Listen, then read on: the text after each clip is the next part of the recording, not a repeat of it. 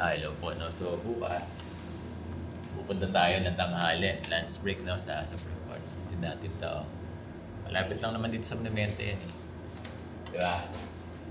Mag-grab na lang ako. Ito yung ating receipt copy. Tapos ito yung ating, kapal, no? Buong Pilipinas to, eh. Huwag kayong ma-disappoint kung hindi na ipadala.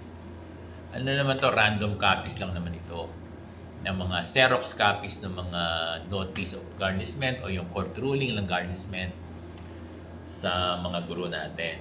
Yung mga nakapagpadala ng clear copies, also thank you. No? Maraming salamat sa inyo. Hindi na ito babalik sa inyo, ha? Kasi maiiwan na yan sa sa Supreme Court. No? Kung hindi kayo nakapagpadala, huwag kayong mag-worry, okay lang 'yon. Kasi kung sakaling mag-render man ng favorable decision, halimbawa lang, hindi ko pinipre-empt pa, para sa lahat naman yan. Buong Pilipinas. Kaya lang, wag tayong, disclaimer, ha. Hindi ito, hindi ko mo nagdala tayo neto at hiningan tayo, ay malilip na yung garnish. Hindi, walang ganun. Walang ganun. Oo, kaya lang baka mamaya merong favorable na action, hindi ba? Siyempre, nagkakaroon tayo ng tag dito, ng galong space na baka po pwedeng maging galon. Diba? Kasi ang request naman natin, alam naman ng Supreme Court na yung request natin, ito, inatas ko nga ito, yung una nating letter, di ba? Hindi lahat ay kuhanin ng plaintiff. Dapat may matira, may maiwan doon sa guro, sa garnish na guro, no? Doon sa lahat ng pumapasok sa ATM niya. So, naintindihan the teachers? Baka mamaya, nagdala na ng Sir Bong. Malilip na yung garnishment natin. Walang ganun. Walang ganun, dear teachers, Basta tayo ay, tumutulong Sir Bong, advocacy na Sir Bong. Kung ano man ang kinahitlan neto ay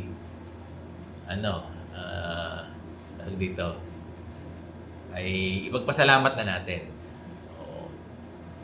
Win or lose. No? So, let's pray lang. You pray na maganda resulta. Di ba? Ang dami niyong mananalangin, 100,000 kayo 100,000 kayo magdadasal na maganda. Di ba? Dear Supreme Court, na maganda yung magiging result. Sa dami niyong magdadasal, di ba? Baka pakinggan kayo ng God, no? Hindi posible. So, maganda, no? Hipuin yung Supreme Court ng God, no? Na sana, anong gusto niyong maging, Kasi ang prayer natin dito ay huwag lahat kunin. Wala naman tayo sinabing 50-50. Basta ang natin dito, huwag lahat kuhanin. Magtira sa pamilya. Oo. Huwag mag-worry yung mga single. Understood na yan. Meron ka mga nanay, tatay, Hindi ganoon. Kung sakali mang maganda ang neto, ang resulta, hindi para sa lahat. Pero huwag umasa, ha? Huwag tayong umaasa. Baka mamaya, dadala ko na doon. Ay, naku, malilip na yung garnishment namin. Hindi ganun. Hindi ganun. Hindi ganun, So, dear teachers, naaunawaan ba? So, hanggat alam natin may possibility, we will have this kind of, ganitong action natin. Tutulong si Sir Bong, in my own little way. So, ganun lang, dear teachers,